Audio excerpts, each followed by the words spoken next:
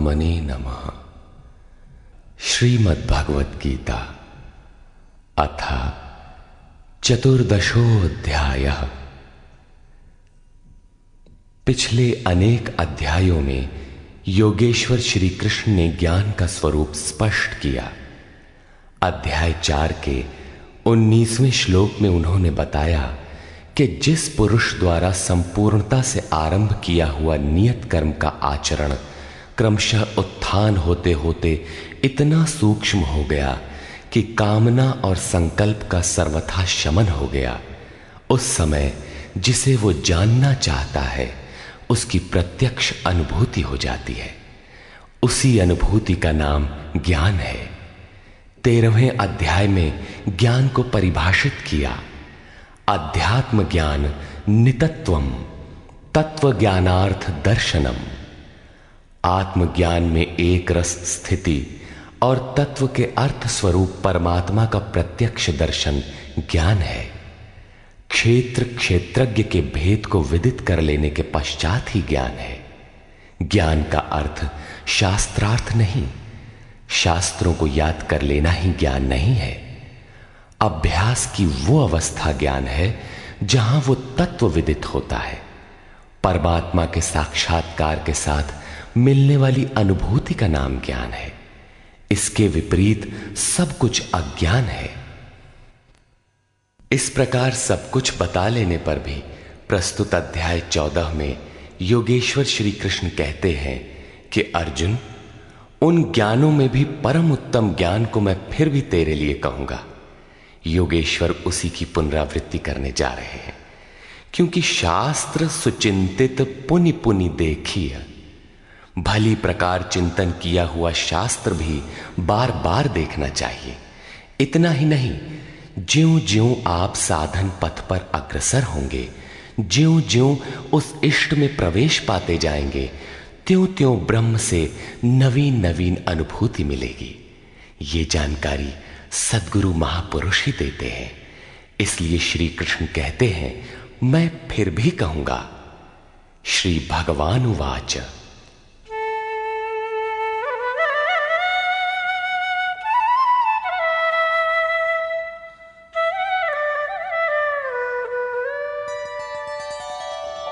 परं भूयः प्रवक्ष्यामि ज्ञानानां ज्ञानमुत्तमं यज्ञात्वा मुनयः सर्वे परां सिद्धिमितो गताः। अर्जुन, ज्ञानों में भी अति उत्तम ज्ञान परम ज्ञान को मैं फिर भी तेरे लिए कहूंगा, जिसे पीछे कह चुके हैं। जिसे जानकर सब मुनिजन इस संसार से मुक्त होकर परम सिद्धि को प्राप्त होते हैं, जिसके बाद कुछ भी पाना शेष नहीं रहता।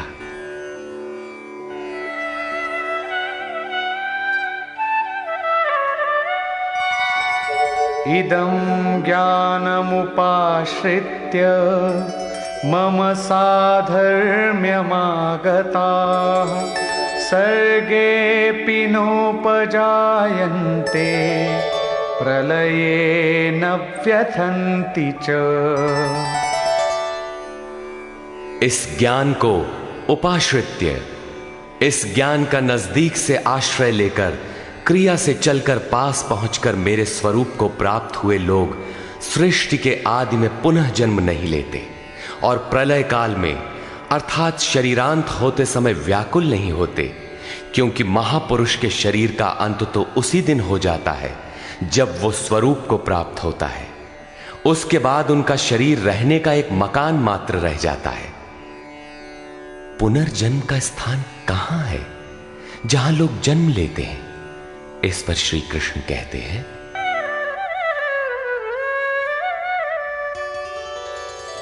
मम योनिर्महद् ब्रह्म तस्मिन् गर्भं दधाम्यहं सम्भवः सर्वभूतानां ततो भवति भारत। हे अर्जुन, मेरी महद ब्रह्म अर्थात अष्टधा मूल प्रकृति संपूर्ण भूतों की योनि है और उसमें मैं चेतन रूपी बीज को स्थापित करता हूं। उस जड़ चेतन के संयोग से सभी भूतों की उत्पत्ति होती है।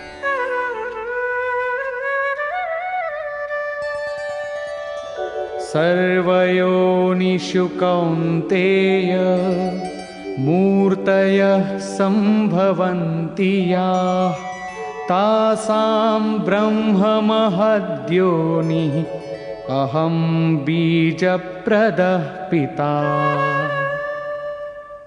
कौन्तेय, सब योनियों में जितने शरीर उत्पन्न होते हैं उन सब की योनि है गर्भ धारण करने वाली माता, 8 भेदों वाली मूल प्रकृति है और मैं ही बीज को स्थापन करने वाला पिता हूं। अन्य कोई न माता है न पिता।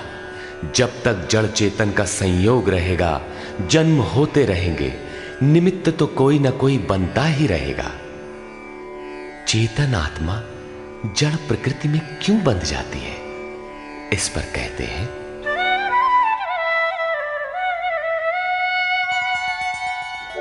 सत्वं रजस्तम इति गुणाः प्रकृति संभवाः निबध्नन्ति महाबाहो देहे देहिनमव्ययम्। महाबाहु अर्जुन, सत्वगुण, रजोगुण और तमोगुण प्रकृति से उत्पन्न हुए तीनों गुण ही इस अविनाशी जीवात्मा को शरीर में बांधते हैं। किस प्रकार? तत्र सत्वं निर्मलत्वात् प्रकाशकमनामयं सुखसंगेन बध्नाति ज्ञानसंगेन चानघ। निष्पाप अर्जुन, उन तीनों गुणों में प्रकाश करने वाला निर्विकार सत्व गुण तो निर्मलत्वात्, निर्मल होने के कारण सुख और ज्ञान की आसक्ति से आत्मा को शरीर में बांधता है। सत्व गुण भी बंधन ही है। अंतर इतना ही है कि सुख एकमात्र परमात्मा में है और ज्ञान साक्षात्कार का नाम है। सत्व गुणी तब तक बंधा है जब तक परमात्मा का साक्षात्कार नहीं हो जाता।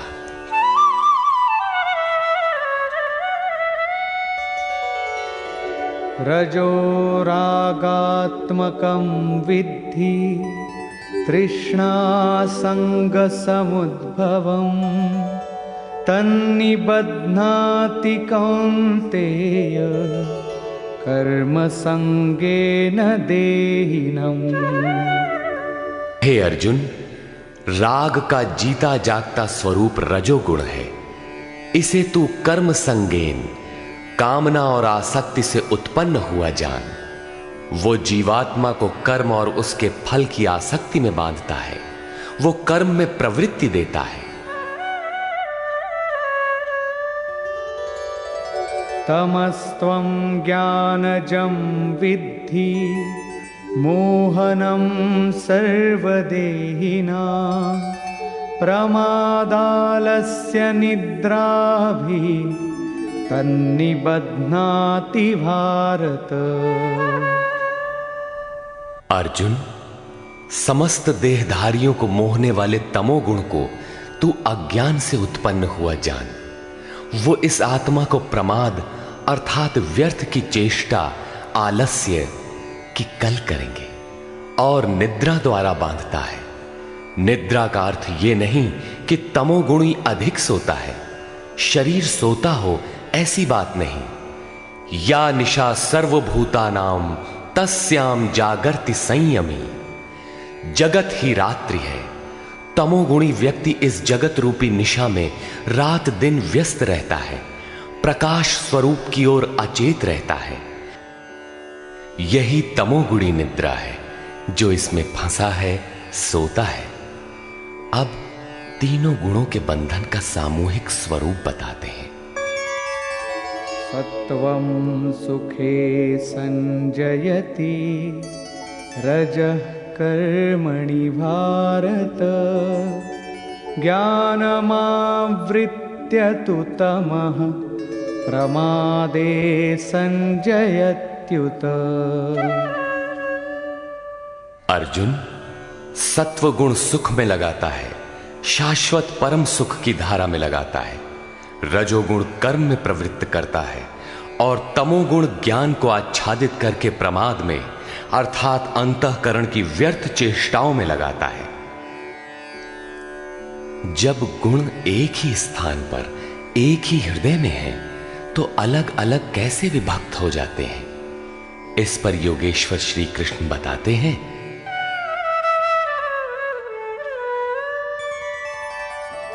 रजस्तमश्चाभिभूय सत्वं भवति भारत।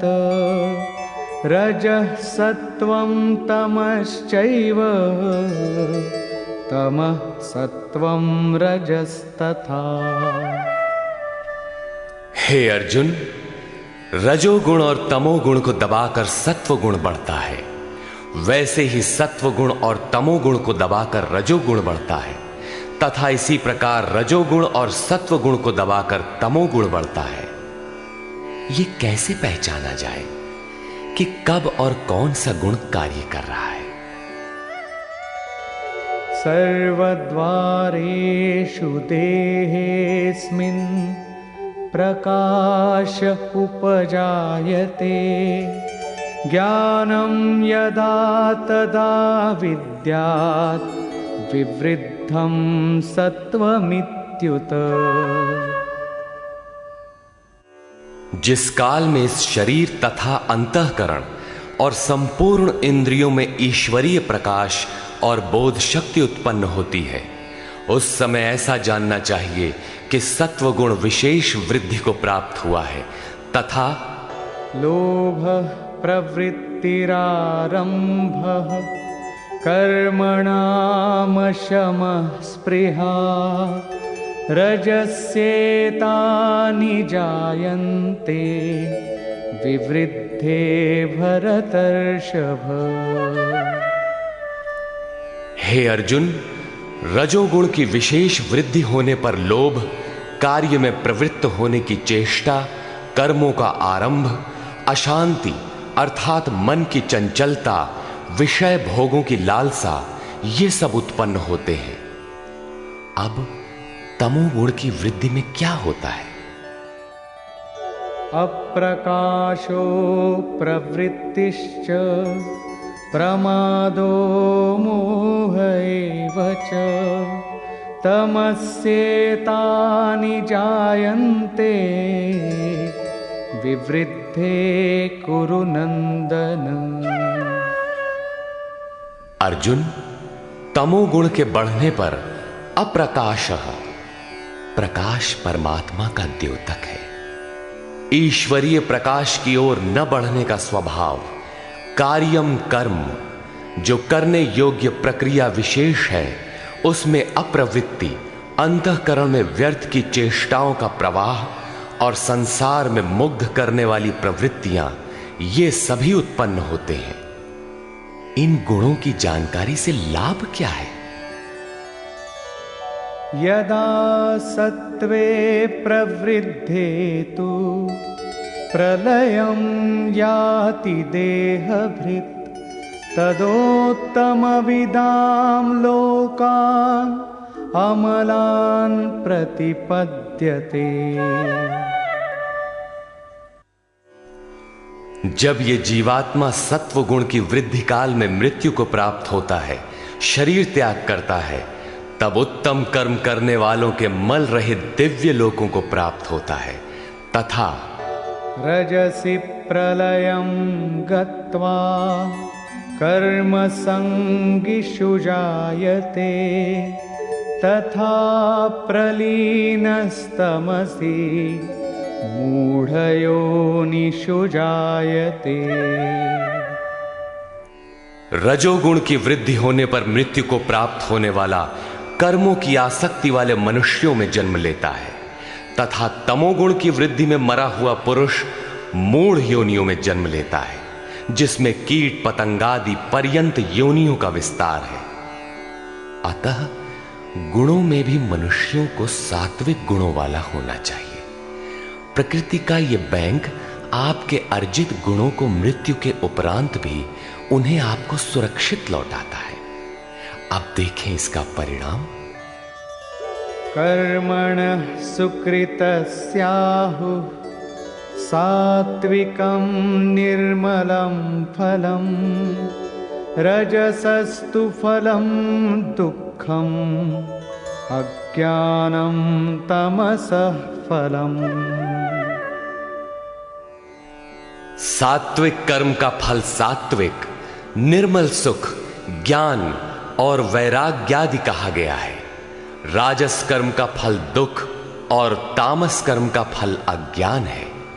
तथा सत्वात् संजायते ज्ञानम रजसो लोभ एव च प्रमादमोहौ तमसो भवतो ज्ञानमेव च। सत्व गुण से ज्ञान उत्पन्न होता है। ईश्वरीय अनुभूति का नाम ज्ञान है। ईश्वरीय अनुभूति का प्रवाह होता है। रजोगुण से निसंदेह लोभ उत्पन्न होता है तथा तमोगुण से प्रमाद, मोह, आलस्य अर्थात अज्ञान ही उत्पन्न होता है। ये उत्पन्न होकर कौन सी गति देते हैं?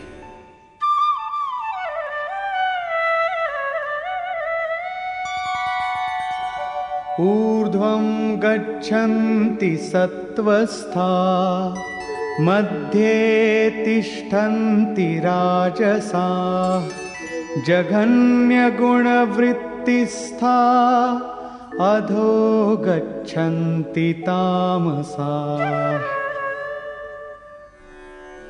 सत्व गुण में स्थित हुआ पुरुष ऊर्ध्व मूलम, उस मूल परमात्मा की ओर प्रवाहित होता है, निर्मल लोकों में जाता है।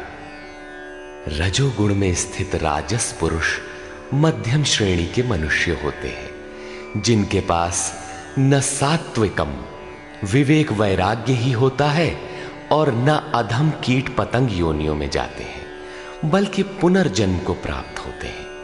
और निंदित तमोगुण में प्रवृत्त हुए तामसी पुरुष अधोगति है, अर्थात पशु पक्षी कीट पतंगादि अधम योनियों को प्राप्त होते हैं।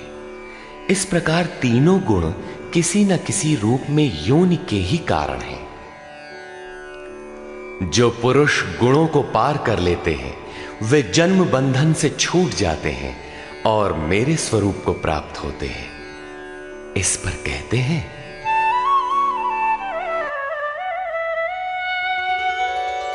नान्यं गुणेभ्यः कर्तारं यदा द्रष्टानुपश्यति गुणेभ्यश्च परं वेत्ति मद्भावं सोऽधिगच्छति। जिस काल में दृष्टा आत्मा तीनों गुणों के अतिरिक्त अन्य किसी को करता नहीं देखता और तीनों गुणों से अत्यंत परे परम तत्व को वेत्ति विदित कर लेता है, उस समय वो पुरुष मेरे स्वरूप को प्राप्त होता है। ये बौद्धिक मान्यता नहीं है कि गुण गुणों में बरतते हैं।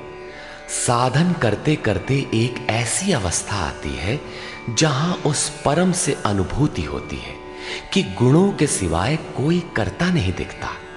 उस समय पुरुष तीनों गुणों से अतीत हो जाता है। ये कल्पित मान्यता नहीं है तथा इसी पर आगे कहते हैं, गुणानेतानतीत्यत्रीन् देही देह समुद्भवान् जन्म मृत्यु जरा दुःखैर् विमुक्तो मृतमश्नुते। पुरुष इन स्थूल शरीरों की उत्पत्ति के कारण रूप तीनों गुणों से अतीत होकर जन्म मृत्यु वृद्धावस्था और सब प्रकार के दुखों से विशेष रूप से मुक्त होकर अमृत तत्व का पान करता है। इस प्रकार अर्जुन ने प्रश्न किया। अर्जुन उवाच,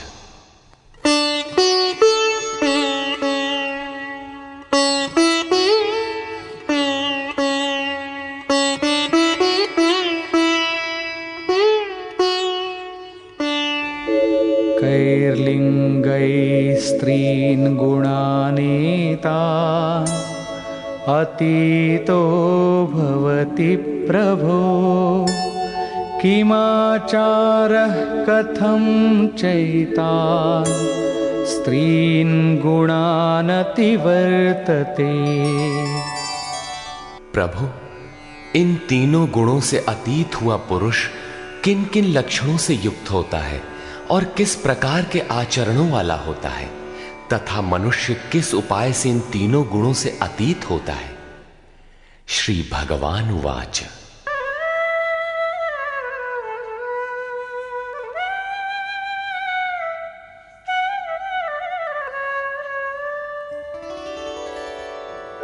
प्रकाशं च प्रवृत्तिं च मोहमेव च पाण्डव न द्वेष्टि संप्रवृत्तानि न निवृत्तानि कांक्षति। अर्जुन के उपर्युक्त तीनों प्रश्नों का उत्तर देते हुए योगेश्वर श्री कृष्ण ने कहा, अर्जुन, जो पुरुष सत्व गुण के कार्य रूप ईश्वरीय प्रकाश, रजोगुण के कार्य रूप प्रवृत्ति और तमोगुण के कार्य रूप मोह को न तो प्रवृत्त होने पर बुरा समझता है और न निवृत्त होने पर उनकी आकांक्षा ही करता है, तथा उदासीनवदासीनो गुणैर्यो न विचाल्यते गुणावर्तन्त इत्येव योऽवतिष्ठति नेङ्गते।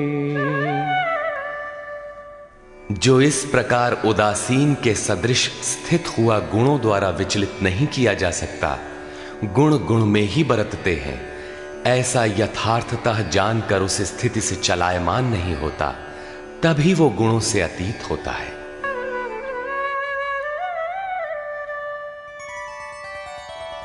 समदुःख सुख स्वस्थः समलोष्टाश्मकाञ्चनः तुल्यप्रिया प्रियो धीरस् तुल्यनिन्दात्मसंस्तुतिः।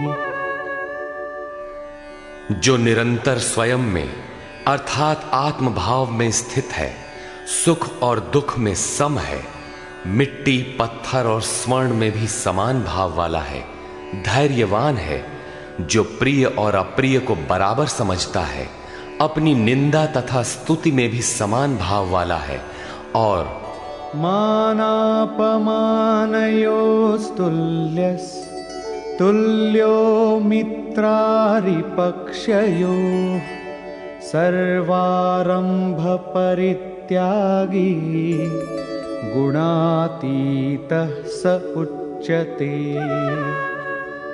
जो मान और अपमान में सम है, मित्र और शत्रु पक्ष में भी सम है, वो संपूर्ण आरंभों से रहित हुआ पुरुष गुणातीत कहा जाता है। श्लोक 22 से 25 तक गुणों से अतीत पुरुष के लक्षण और आचरण बताए गए कि वो चलायमान नहीं होता, गुणों के द्वारा विचलित नहीं किया जा सकता, स्थिर रहता है। अब प्रस्तुत है गुणों से अतीत होने की विधि।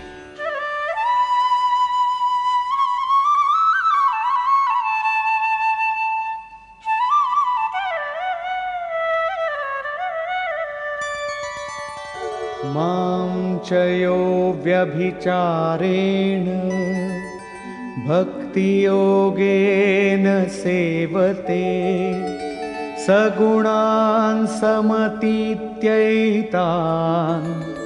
ब्रह्म भूयाय कल्पते। जो पुरुष अव्यभिचारिणी भक्ति द्वारा अर्थात इष्ट के अतिरिक्त अन्य सांसारिक स्मरणों से सर्वथा रहित होकर योग द्वारा अर्थात उसी नियत कर्म द्वारा मुझे निरंतर भजता है, वो इन तीनों गुणों का अच्छी प्रकार उल्लंघन करके पर ब्रह्म के साथ एक होने के योग्य होता है, जिसका नाम कल्प है। ब्रह्म के साथ एक ही भाव हो जाना ही वास्तविक कल्प है। अनन्य भाव से नियत कर्म का आचरण किए बिना कोई भी गुणों से अतीत नहीं होता। अंत में योगेश्वर निर्णय देते हैं।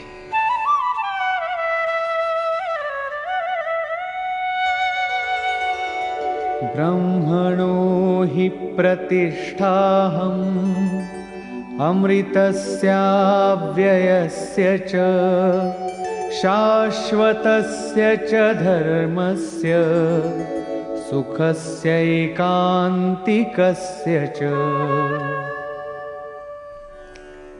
हे अर्जुन, उस अविनाशी ब्रह्म का जिसके साथ वो कल्प करता है, जिसमें वो गुणातीत एक ही भाव से प्रवेश करता है, अमृत का, शाश्वत धर्म का और उस अखंड एक रस आनंद का मैं ही आश्रय हूं, अर्थात परमात्म स्थित सद्गुरु ही इन सब का आश्रय है।